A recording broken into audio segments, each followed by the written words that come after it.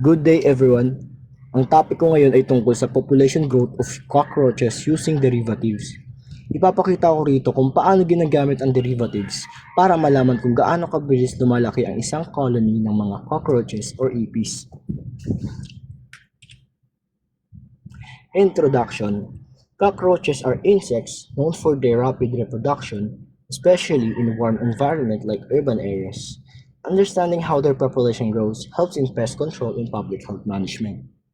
Ang ipis or cockroaches ay isa sa pinakamabilis mag-reproduce na insekto, lalo sa mga mainit at unsanitary na mga lugar.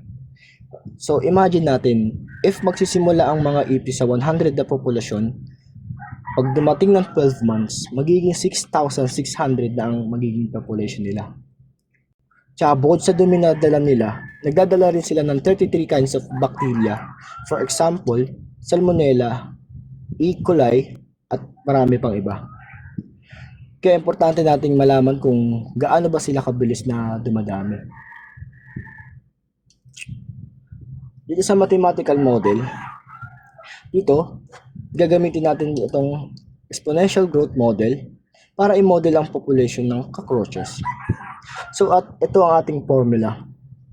P of t is equal to P0 times E raised to KT is equal to 100 times E raised to 0.35t.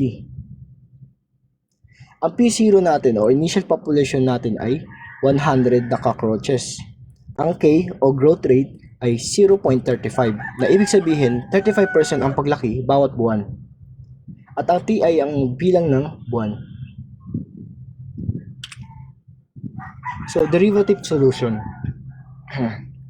Para malaman natin kung gaano ba kabilis na dumadami over time ang population ng mga cockroaches, kailangan natin i-differentiate.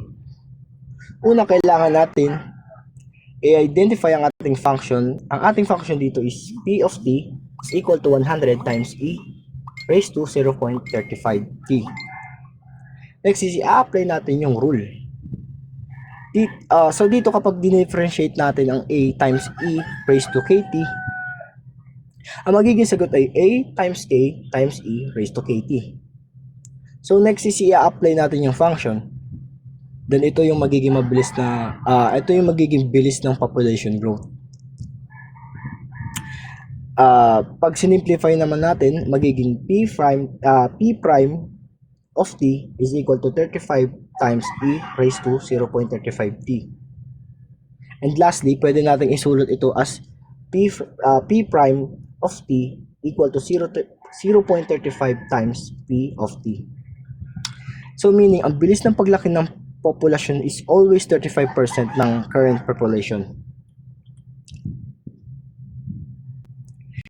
Dito sa graph, kung makikita natin ang graph, sa kaliwa, ang P of t, dahan-dahan lang yung pag-raise mula sa dito sa simula, then biglang may pagtaas dito sa month 12. At ito ay isang classic exponential curve. Then dito sa kanan, ang P prime of t, lumalaki rin siya exponentially. So meaning hindi lang lumalaki ang bilang ng mga cockroaches, lumalaki rin ang bilis ng paglaki nila.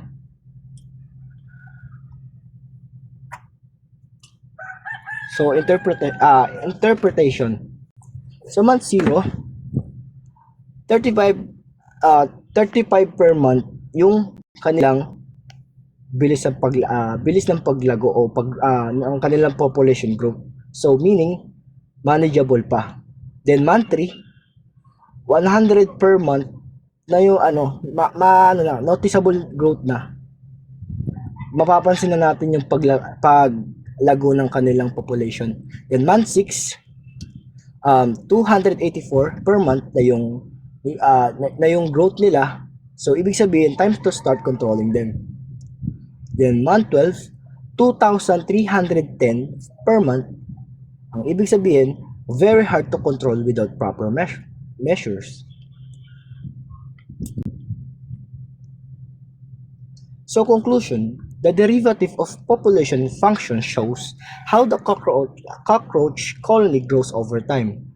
Modeling the population as P of t is equal to 100 times e raised to 0.35t and computing P prime of t equal to 35 point e raised to 0.35t reveals that growth is proportional to current population, highlighting the importance of timely action to manage the colony before it becomes harder to control.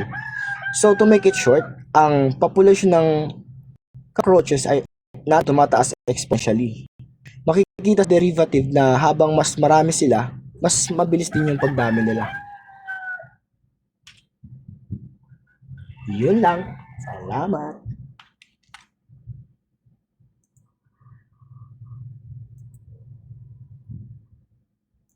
Sana all.